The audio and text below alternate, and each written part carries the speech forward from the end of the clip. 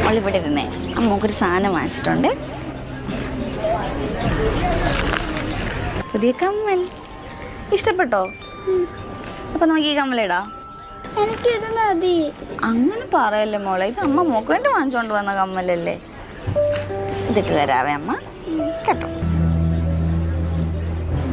നമ്മളിപ്പോ സുന്ദരിയായല്ലോ, ഇനി പോയി കളിച്ചോ കേട്ടോ.